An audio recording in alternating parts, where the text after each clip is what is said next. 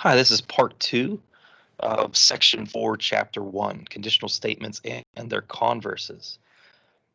In the last video, we talked about what a conditional statement is, how to identify the hypothesis and conclusion.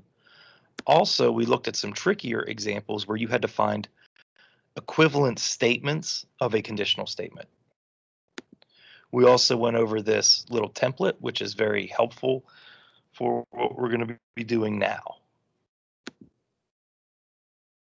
We took the color coding off. Notice how our conditional statement does not have the colors that the last one did.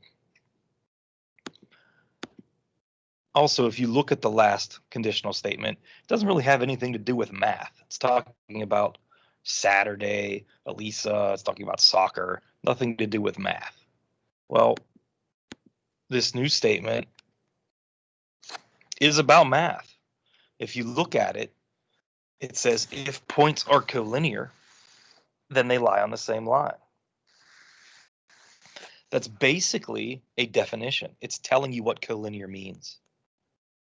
A lot of our definitions and our postulates and our theorems and our text are going to be written as conditional statements.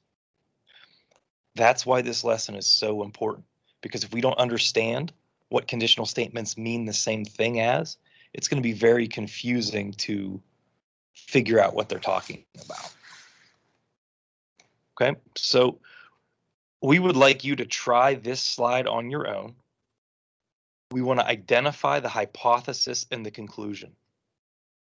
That's going to involve some writing. So what we teach our students would be, instead of writing it out, you could save yourself some time. If you're working on a worksheet or maybe you printed these out, you can underline the hypothesis one time and you can underline the conclusion 2 times. That would serve as another way to identify them both without actually writing them down. When you're done with that, you can write 2 other forms of this same statement. So basically, you want to use this template here with the hypothesis and the conclusion that you just identified. So pause this video, take a few minutes, and do your best to complete both of those exercises.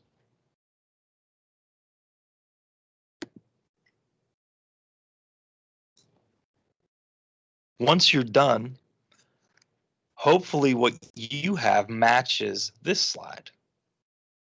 The hypothesis would be points are collinear. The conclusion is they lie on the same line. If you wanted to write those out, you could, but it's quicker and it's easier, especially if you have a worksheet in front of you, to just underline the hypothesis one time. And notice how I use blue. Underline the conclusion 2 times. I used red, just to stay consistent. Now, you did that for a reason. Underlining those is going to help you when you structure your equivalent statements, because all the words that are blue are going to go where the blue H is. All the words that were red are going to go where the red C is.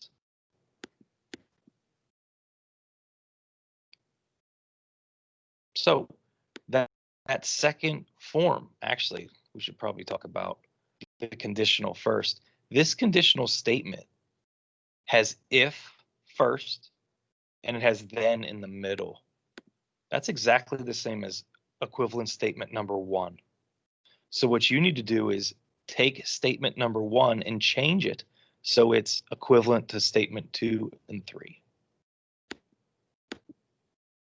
Okay, so if our conditional looks like statement number 1, let's try to make it look like statement number 2.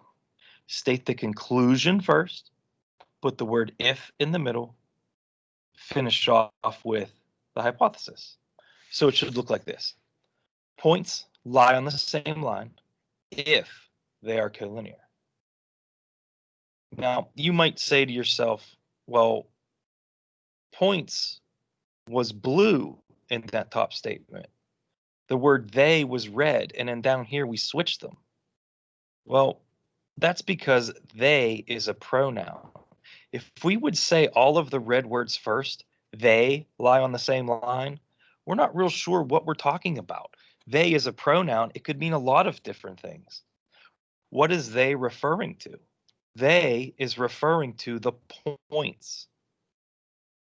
So once you say the word if and you're stating the final part of your statement, you can use the pronoun. Don't use your pronoun first. Use your pronoun second. Use the noun first. Okay, so that's the statement where we didn't use the word then. We just used if in the middle. The third statement, we're not going to use the word if or the word then. So we're going to say all or every. We're going to say the blue words. We're going to say the red words. So it's going to look like this. All collinear points lie on the same line. And again, you might say, well, it says up here in blue that points are collinear. Well, points are collinear is the same thing as collinear points. So if you want to switch that there, it probably flows better and it sounds better. But I guess you technically could say all points that are collinear lie on the same line. You could have done that as well. This is probably the trickiest section. So on your assignment, make sure you work hard here and use that template.